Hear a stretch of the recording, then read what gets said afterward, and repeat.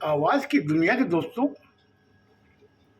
कल जो मैं बता रहा था, लड़के ने जब इतनी बातें कही अपने दादा को, दादी को, अपने पिताजी को, वो बोलने के बाद में इतना उसका माथा गर्म हो गया। वो तुरंत उठ के बाहर जब जाने लगा, उसके पिता ने कहा कहाँ जा रहा है? बोले पापा मेरा माथा ठीक नहीं है, मैं बाहर जाके आता हूँ। फिर बहू को जब दादा ने बुलाया, वो बुला के उससे कहा कि देख बहू, हाथ जोड़ के कि हो सके तो अपना बाप समझ के मुझे माफ़ कर देना, गलती तो हम लोगों से हुई है। और दादी ने जिस समय उसको अपने पास बैठा करके गले लगाया और उसने कहा कि तुमने अपने बेटे की परवरिश में कोई गलत नहीं किया है, तुमने उसकी परवरिश ठीक की है। परवरिश करने में मुझे मेरे बेटे से तकलीफ है कि मैंने परवरिश उसकी ठीक नहीं की।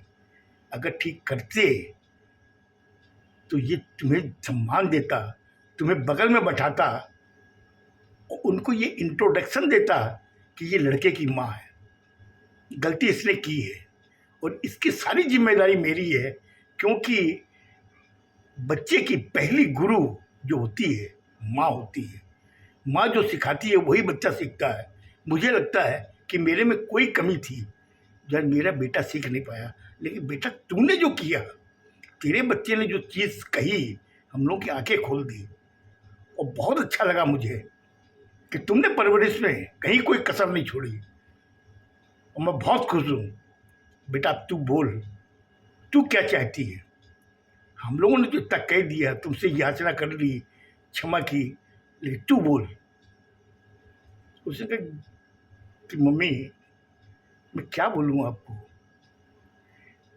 हम औरतों का जीवन जो है ना, शुरू से ही बेड़ियों में बंधा रहा है। जब लड़की पैदा होती है तो वो बेड़ियों में बंधी रहती है, घर के प्रति, माँ बाप के प्रति, और अगर वो भाई बहन है उनके प्रति। वो जो बड़ी होती है तो वैसे बेड़ियों में बंद रहती है कि उसके बार बार कान में ये कहा जाता है कि बेटा ये मत कर, बेटा यहाँ मत खड़ी हो, बेटा ये अच्छे कपड़े मत पहन, तुम्हें दूसरे घर जाना है तो उस घर की हो। इस तरीके की बातें कही जाती है और वो बेटी ये समझ लेती है कि उसका ये भाग्य है, यही भाग्य उसका कि उसको दूसरे घर में जाना। इस घर में इसका कोई स्थान नहीं है, जो भी है टेम्परेरी है, अस्थायी है। उसके बाद में जब बेटी शादी होके आती है, आने के बाद में सास ससुर की बेड़िया बन जाती है, सास ससुर की सेवा में लग जाती है, अपने पति परमेश्वर की सेवा में लग जाती है। उसके बाद में उसकी जब संतान होती है वो उसमें लग जाती है, उनकी परवरिश में। मतलब वो अपना सब कुछ भूल जाती है। ये जो औरत जीवन है ना, बहुत ही संघर्षपूर्ण है। उस जितने वहाँ बैठे थे दादा दादी, इधर में लड़का, तीनों इस तरीके से उसको देख रहे थे, उसके चेहरे के बदलते हुए भावों को, और बड़े गौर से सुन रहे थे। बोले पापा अब क्या बताऊं आपको, मेरे आज तक एक चीज समझ में नहीं आई। तो दादा ने कहा कि कहो बेटा क्या समझ में नहीं आया तुम्हारे? बोले कि जब ताली बजाते हैं तो दो हाथ की जरूरत पड़ती है। बोले हाँ बेटा जरूरत पड़ती है। जब दो हाथ की जब जरूरत पड़ती है तो जब ताली बज जाती है तो एक हाथ को क्यों नजरअंदाज किया जाता है? उस समय उसकी सास उसका चेहरा देख रही थी और इधर में दादा उसको देख रहा था, बहू को, और बाप भी बड़े गौर से, बेटा भी बड़े गौर से देख रहा था। बोले मेरे आज तक पापा ये समझ में नहीं आई ये बात कि उसको फिर नजरअंदाज क्यों किया जाता है। आज अगर कोई उत्पत्ति होती है किसी संतान की, उसमें नर और नारी दोनों ही सम्मिलित होते हैं, लेकिन होने के बाद में उस औरत को नजरअंदाज क्यों किया जाता है? मेरी चीज आज तक ये पहली समझ में नहीं आई, पापा ये क्यों होता है?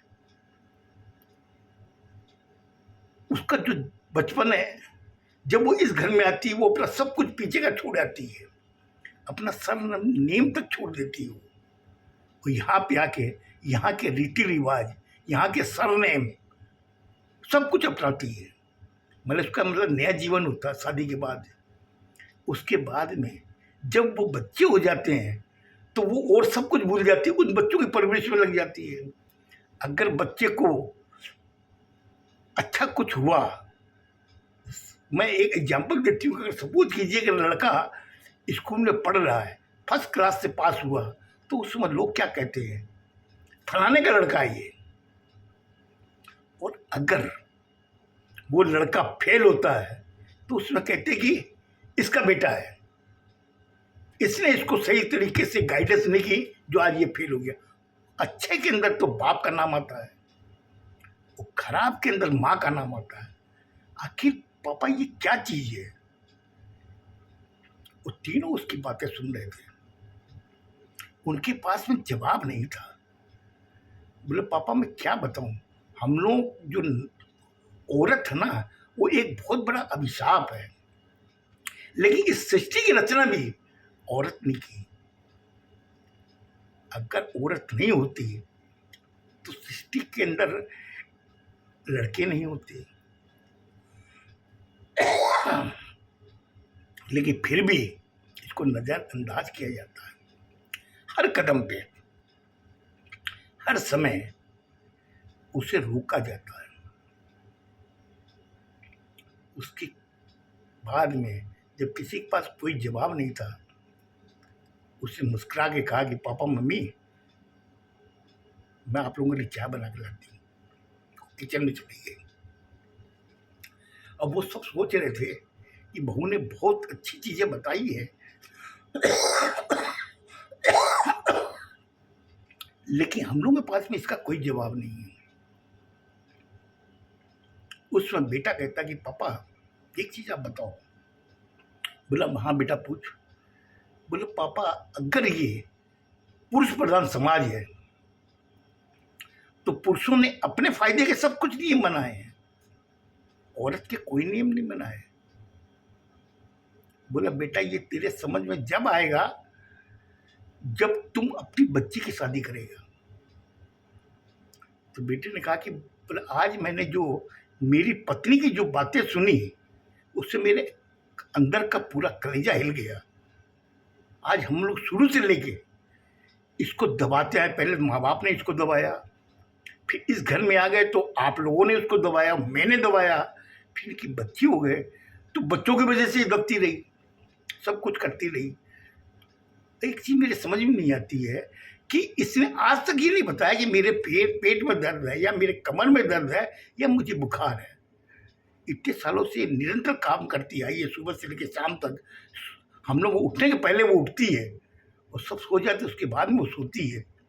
पापा फिर भी हम लोग इसको इतना महत्व क्यों नहीं देते हैं? दादा ने उसको देखा, अपने बेटे को देख के कहा बेटा इसका उत्तर मेरे पास में नहीं है। बोले पापा क्यों नहीं है? उत्तर तो होना चाहिए ना, अगर कोई सवाल बना तो उसको उत्तर भी निश्चित होगा। बोले पापा एक काम करो। बोले क्या? बोले बेटी ने जो चीजें बताई ना उसी से पूछेंगे कि आखिर इसका उत्तर क्या होना चाहिए। बोले ठीक है हम लोग पूछेंगे। इतने बाद में सब लोग शांत को चाय बना के लिया, सब लोगों ने चाय पी। बेटा आया, एक दिन बाद में या 2 दिन बाद में उनसे पूछा गया बेटे से, बेटे ने क्या उत्तर दिया नहीं दिया ये मालूम नहीं, लेकिन कुछ साल गुजर गए। उस समय लड़के की शादी भी हो गई और 2 बच्चियों की भी शादी हो गई और लड़का लड़के की बहू अच्छी, लेकिन समस्या सबसे बड़ी वहीं आके खड़ी हो गई कि जो वो शुरू से नारी जो दबती आई है, अब वो बहू और बेटे के आगे दब रही थी। और बाप खाट पलंग पे बैठा हुआ अपनी पत्नी को देख रहा था। उसमें पत्नी की एज हो गई थी करीब 50-55 की, इधर में इसकी भी 50-55 की थी, बूढ़े अवस्था में आ गए थे। बाद में उस बेटे के दिमाग में क्या आता है जब अपने बच्चों को, अपने बहू, अपने बेटे को देखता है, क्योंकि दोनों बेटियां की शादी वो अपने ससुराल चली गई। अब वो अपनी बहू और बेटे को जब देखता है तो बाप के दिमाग में क्या आता है और क्या वो अपनी पत्नी से कहता है, वो मैं आपको कल बताऊंगा। अब ये प्रौढ़ अवस्था आ गई है, इसका भाग ये तीसरा है, सुनिएगा, बहुत अच्छा लगेगा।